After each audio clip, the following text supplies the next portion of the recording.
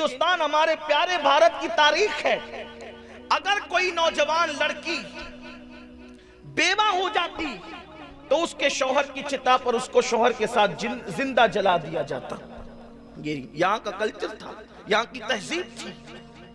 औरत को पाप समझा जाता था, औरत को जुए में हार दिया जाता था, जुए में औरत हार दी जाती थी। तारीख है, कभी कभी एक एक औरत के साथ इसी हिंदुस्तान के अंदर 5-5 भाई शादी करते थे। तारीख है इस मुल्क की। हमारा भारत बड़ा अजीम है, बड़ा महान है भारत, बड़ा प्यारा है भारत, लेकिन मुल्क हमेशा अच्छा रहा है।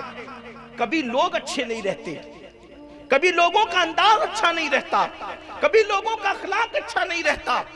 सरकार गरीब नवाज उस माहौल में आए कि अल्लाह अकबर, लोग पेशाब पीते थे और घी के दिए पत्थरों के करीब जलाते थे। ये हालत थी, पीने के लिए पेशाब है और पत्थरों के लिए घी है। हालांकि होना तो ये चाहिए था, इसके बरक्स मामला होता, लेकिन इंसान इतना दूर हो चुका था इंसानियत से। तो सरकार गरीब नवाज ने किया क्या? इस हिंदुस्तान की सरजमीन पर वही अपने नाना का मिशन, वही अपने नाना की फिक्र, वही अपने नाना की तालीम। कौन सी तालीम? कि ये ना देखा कि मुसलमान है कि काफिर है। भूखा आया खाना खिलाया, प्यासा आया पानी पिलाया, चाकू लेकर आया अखलाक पेश किया। सरकार गरीब नवाज ने किया क्या? यही तो किया आज जिससे हम दूर हो गए। गरीब नवाज का नारा तो है, गरीब नवाज का किरदार हमारे पास नहीं है, गरीब नवाज की मोहब्बतें हमारे पास नहीं है। एक मजहबी पंडित जो है वो आता है और गरीब नवाज से कहता है मैं आपसे मुनाजरा करना चाहता हूं। आप जानते हैं जब कोई किसी से मुनाजरे के लिए आता है तो अंदाज कितना बदल जाता है, तेवर कितने बदल जाते हैं। लेकिन वारे अली के बेटे नबी के लाल तेरी अजमतों पे कुर्बान, आने वाला आके कहता है कि मैं मुनाजरा करना चाहता हूं आपके मजहब के खिलाफ। आपने फरमाया आए कहां से हो? उसने इलाके का नाम बताया, फरमाया बहुत दूर से आए हैं आप, बहुत थके हुए भी होंगे, बहुत भूखे भी होंगे, पहले खाना खा के आराम कर लो, बातें तो होती रहेगी। पहले खाना खा के आराम कर लो, बातें तो होती रहेगी। वल्लाह आखिर उन बातों में क्या तासीर थी, वो मुनाजरा करना भूल गया, हाथों में हाथ दे करके इस्लाम कबूल कर लेता।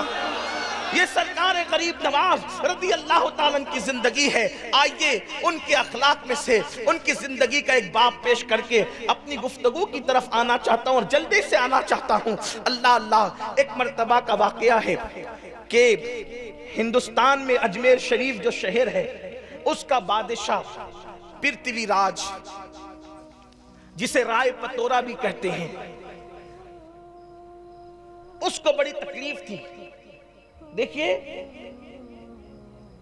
अहले हक से अहले इक्तिदार को बहुत तकलीफ होती है, क्योंकि उनको पता होता है कि जो काम तलवारें नहीं कर सकती वो अहले हक का किरदार करता है।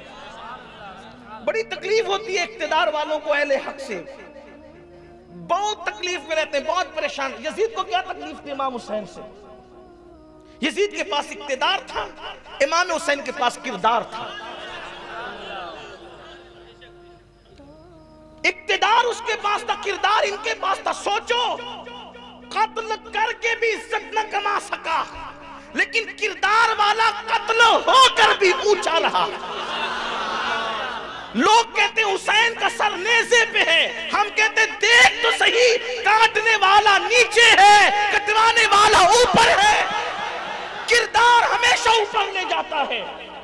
इक्तिदार ऊपर ले जाए न ले जाए, किरदार हमेशा ऊपर ले जाता है। इसलिए मुसलमानों ने किरदार की परवाह की है, इक्तिदार की परवाह नहीं की है। हम किरदार की तालीम देते, इक्तिदार की नहीं देते। दो बात अर्ज करके बात आगे बढ़ेगी। पृथ्वीराज को बड़ी तकलीफ थी, राय पतोरा को।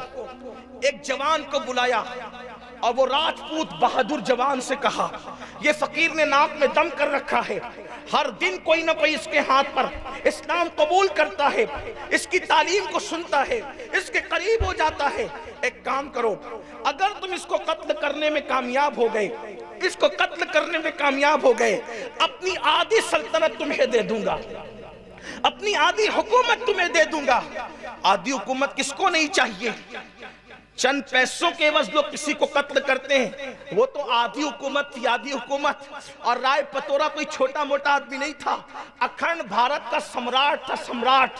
हिंदुस्तान के राजे महाराजे उसके पास आकर के बात गुजारी करते थे, उसके पास आकर के जो है वो खिराज पेश करते थे, और उसके पास जाकर के जो है वो खिराजे वो वसूल करता था, और वो लोगों से दौलत वसूल करता था।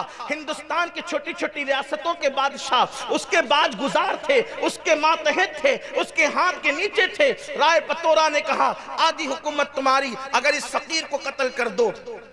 उस शख्स ने खंजर को जहर में बुझाया, और खंजर जहर में बुझाने के बाद उसने कमर में बांधा, और कमर में बांधने के बाद हिंदुस्तान का जो कदीम लिबास है, पुराना लिबास, वो यहां से यूं आता है कमर तक, और फिर आकर के वो फैल जाता है घेर की शक्ल में। ये मर्द लोग उस जमाने में पहनते थे। अगर आपने पुराने दौर की तस्वीरें देखी होगी हिंदुस्तानी तहजीब की, गंगा जमनी तहजीब की, वो पुरानी, तो आपको वो कपड़े नजर आएंगे। नीचे चुस्ती होती थी, बहुत तंग पाजामा, और ऊपर की तरफ वो यहां से यूं आकर के घेर में, यानी कमर में। अगर कोई चीज, ये बता इसलिए रहा हूं, यही तो बात है। अगर किताब में जो लिखा है वही मैं आपके सामने पढ़ के सुना दूं तो फिर तकरीर कहां होगी? आपको मैं किताब ही पेश कर देता कि आप पढ़ लो। कुछ वरक ज़ेरॉक्स करके बांट दिए जाते कि ना इगतपुरी वालों को इतने पैसे खर्चा करना पड़ते, और ना मुझे इतनी मुशक्कत के साथ, जब वो कोई मुशक्कत में तो आया नहीं, लेकिन इतना लंबा सफर मुझे करना नहीं पड़ता, क्योंकि आप पढ़ लेते। बात यह है कि आपको समझना है पस मंजर क्या है, वाकई का क्या अंदाज था। तो ये जो लिबास होता था, इसमें कमर में जो चीज बंधी हो या छुपी हो तो नजर नहीं आ सकती थी, क्योंकि वो कमर से घेर हो जाता था, बड़ा घेर वाला होता था। गरीब नवाज का बयान चल रहा था, खिताब, और उसमें लोग बैठे थे, वो भी आकर के बैठ गया। लोग परेशान रहते हैं यार, आखिर तकरीरों में बोला क्या जाता है, तकरीरों में बोला क्या जाता है, इसके लोग सुनते हैं, पागल है, लोग बैठे रहते हैं। लोगों को चाहिए कि आप आके सुने तो हम बोलते क्या है। 1400 साल से लोगों को यही गलत फहमी है कि मुसलमानों की महफिल में बोला क्या जाता है, आप आके सुने तो क्या बोला जाता है। यही बोला जाता है जो बोल रहा हूं कि इंसान की कदर करो। और जहां गलत बातें सिखाई जाती है वहां जलसे रोड पे नहीं होते, वहां कान कान में बातें होती है। और हमारे यहाँ जलसे कान कान में नहीं होते, हमारे यहाँ जलसे मैदान में होते हैं, क्योंकि हमेशा हक बात मैदान में कही जाती है। जिस बात में झोल होगा वो छुपाई जाती है। हमारे मजहब की कोई बात छुपी हुई नहीं है। अजान से लेके नमाज तक, नमाज से लेके किरदार तक, सारी बातें हमारे यहाँ छुपी हुई है। सरकार गरीब नवाज एक दरख्त के नीचे बैठ करके परे बयान कर रहे हैं, खिताब फरमा रहे हैं, और कितनी तासीर होगी ना उस जबान में, जिस जबान ने कभी झूठ नहीं बोला, उस जबान में कितनी तासीर होगी जिसने कभी हराम लुक्मा नहीं खाया, उस जबान में कितनी तासीर होगी जिस जबान की पर अल्लाह के जिक्र के सिवा कभी किसी की गिबत नहीं आई, कभी किसी की चुगली नहीं, कभी किसी के साथ हसद के जुमले नहीं, कभी गाली गलौच नहीं। कैसी वो पाकीज़ा और पाक जबान थी। आप खिताब फरमा रहे थे, वहां अल्फाज की हेरा फेरी नहीं थी, वहां अदीबाना और खिताबाना रंग नहीं था, बल्कि वहां दुर्वेशाना और फकीराना अल्लाह का रंगली हुए अंदाज था। गुफ्तगू हो रही थी, लोगों की सिसकियां बन रही थी, लोगों की जिंदगियां तब्दील हो रही थी।